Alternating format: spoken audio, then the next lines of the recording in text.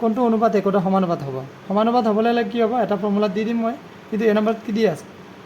12:21 আৰু 32:56 তো তোমালোকে অলপ ভালদৰে ধ্যান দিয়া মই একদম ইজি সহকাৰে বুজাই দিম মানে সহজ পদ্ধতিত বুজাই দিম ইয়াৰে এটা সূত্ৰ আছে সূত্ৰটো মই লিখি দি আছোঁ চাইডত ইয়াত লিখা আছে যদি A:B হয় ইয়াত আমি এনেকৈ লিখিব পাৰিম যে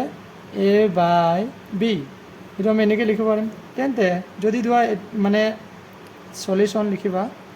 সলিউশ্যন মানে সমাধান কি হ'ব 12:21 যদি এইটো A হয় এইটো যদি B হয় তেন্তে কি হ'ব A/B ইকুৱেল কি হ'ব 12/21 ইয়াত আমি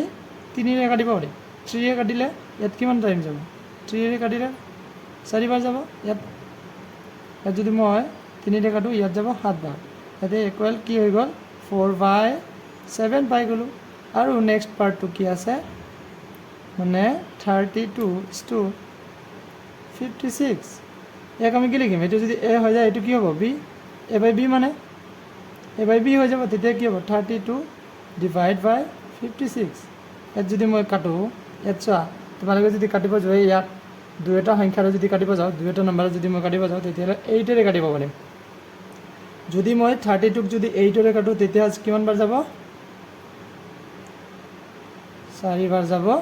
আৰু তলত ইয়াত যদি 56ত যদি 8ৰে কাটিব যাওঁ তেতিয়াহ'লে কি হ'ব ইয়াত যাব 7 বাৰ তেতিয়াহ'লে ইয়াতে কি হ'ব 4/7 ইয়াত চোৱা তোমালোকে এটা বস্তু লক্ষ্য কৰিবা যে ইয়াত 4/7 আছে ইয়াতো কাটি কিনে 4/7 হৈ গ'ল তেতিয়াহ'লে দুটা সংখ্যা একেবাৰে কি হৈ গ'ল মিলি গ'ল মানে কি এইটো সমানুপাত হৈ যাব তেতিয়াহ'লে আমি এইটো এনেকৈ লিখিব পাৰিম যে এতেকে নেই যিহেতু বুলি লিখিবা ওপৰত দুটা ফুট চিন দিবা তলত এটা দিবা যিহেতু 12:21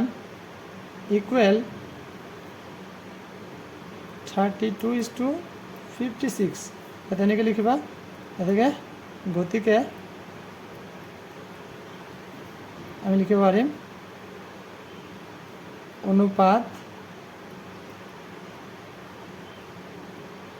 অনুপাতটো এটা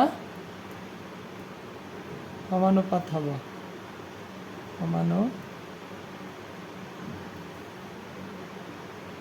হ'ব